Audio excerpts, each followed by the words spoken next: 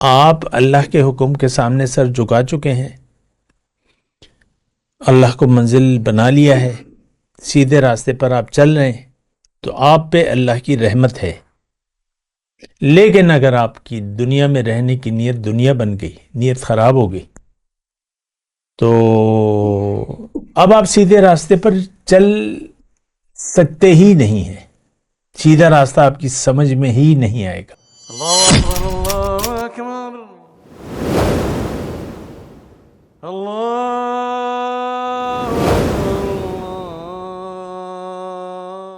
اعوذ باللہ من الشیطان الرجیم، بسم اللہ الرحمن الرحیم۔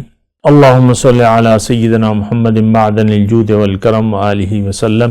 سامعین و ناظرین کرام، السلام علیکم ورحمۃ اللہ وبرکاتہ۔ آج کا ہمارا موضوع رحمت الہی یا غضب الہی۔ بہت اہم بات ہے، بہت اہم موضوع ہے، اللہ کی رحمت یا اللہ کا غضب۔ تھوڑا سا غور کیجئے گا۔ دیکھیں، پہلی بات تو یہ ہے کہ ہمیں اللہ تعالیٰ نے دنیا کے لیے نہیں پیدا کیا۔ یہ ایک بہت بڑا ہمارا ذہنی فطور ہم میں پیدا ہو گیا ہے، فطور ہی کہوں گا میں، یعنی جو بات نہیں ہے اور وہ آپ سمجھ رہے ہیں تو فطور ہی ہے۔ تو دیکھیں، ایک اور طریقے سے میں آپ کو یہ بات کروں، ہم اللہ تعالیٰ کے نائب ہیں، ہم خدا نہیں ہیں، اللہ کے نائب ہیں، اللہ کے بندے ہیں اور اللہ کی مخلوق ہیں۔ یہاں آ کے ہم نے خدائی کا دعویٰ کر دیا ہے عملی طور پہ۔ خدائی کا دعویٰ کیا ہوتا ہے؟ فرعون نے جب خدائی کا دعویٰ کیا تھا، انا ربکم الاعلی، تو اس کا یہ مطلب نہیں تھا کہ میں نے زمین اور آسمان بنائے ہیں اور میں خالق کائنات ہوں یا سارے زمین اور آسمان کی بادشاہی میرے پاس ہے۔ اس نے کہا تھا الیس لی ملک مصر ھذا، یہ مصر جو ہے یہ میرے اقتدار میں ہے اور میرا حکم یہاں چلے گا۔ ایک چھوٹے سے قطع زمین پر اس نے کہا تھا کہ یہ میرے اختیار میں ہے اور میں اس پہ حکم میرا چلے گا۔ لئن اتخذت الہا غیری لاجعلنک من المسجونین، میرے خیال سے موسیٰ علیہ السلام کو اس نے یہ کہا تھا کہ تم نے میرے علاوہ اگر کوئی اور الہ معبود بنایا تو میں تمہیں جیل میں ڈال دوں گا۔ تو دیکھیں، ایک بات نوٹ کر لیں، خدائی کیا ہے؟ جس کا حکم چلتا ہے وہ خدا ہے اور وہ ایک ذات ہے اور وہ ذات باری تعالی ہے۔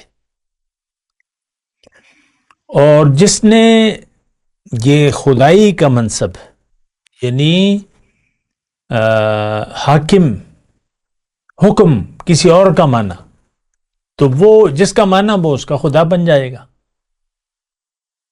یعنی کوئی شخص اگر یہ حاکم کا درجہ اپنے کسی اور کو دیتا ہے، مثال کے طور پہ نفس ہے، معاشرہ ہے، تو یا اور آپ کے جو آباء و اجداد ہیں یا آباء و اجداد کا طریقہ ہے، آپ کہتے ہیں کہ بھئی ہم تو اپنے آباء و اجداد کے طریقے پر زندگی گزاریں گے، تو یہ خدائی ہے۔ خدا حاکم ہے، معبود حاکم ہوتا ہے، حاکم معبود ہوتا ہے، دونوں باتیں ہیں۔ جو بادشاہ ہے اس کا کہنا مانا جائے گا۔ میں ذرا مضمون کو آسان کرنے کی کوشش کر رہا ہوں کہ جس کا جو بادشاہ ہے اس کا حکم ماننا ہے اور ماننا چاہیے، اسی کا بنتا ہے۔ اللہ تعالیٰ نے قرآن میں ارشاد فرمایا ہے کہ لہ الملک الا لہ الخلق والامر، مخلوق میری ہے اور حکم بھی میرا چلے گا۔ اچھا، یہی بات ہے، یہی بات ہے، اسی کو نوٹ کر لیں۔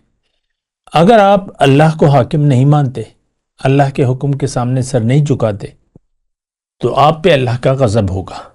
لیکن اگر آپ اللہ کے حکم کے سامنے سر جھکا دیتے ہیں تو آپ پہ اللہ تعالیٰ کی رحمت ہوگی۔ دیکھیں بہت آسان، اللہ کی عطا سے میں نے بہت آسان کر دیا ہے۔ دنیا میں اس وقت جو بھی مخلوق رہ رہی ہے، انسان کی میں بات کر رہا ہوں، 8 ارب لوگ ہیں، تو بہت اکثریت تو اللہ کے غضب میں گرفتار ہے۔ اللہ کا غضب ہے، باؤ بے غضب من اللہ، قرآن کے الفاظ ہیں، بنی اسرائیل کے بارے میں آیا ہے۔ انہوں نے نافرمانی کی، روش اختیار کی، حکم نہ مانا تو اللہ کے غضب کے مستحق ہو گئے، کما لیا انہوں نے، باؤ بے غضب من اللہ، اللہ تعالیٰ کی طرف سے۔ دیکھیں بات مختصر ہے، آپ کس کا کہنا مان رہے ہیں، کس کے لیے زندگی گزار رہے ہیں، تو بس وہی آپ کا حاکم ہے۔ اگر آپ نے اللہ کے حکم کے سامنے سر جھکا دیا ہے، نمبر 1، اور پھر ہر کام میں اللہ کی رضا کو مد نظر رکھ رہے ہیں آپ، تو آپ سے اللہ راضی ہے اور آپ پہ اللہ تعالیٰ کی رحمتیں ہوں گی۔ مختصر بات ہے، لیکن ہم تو ایسا نہیں سوچتے۔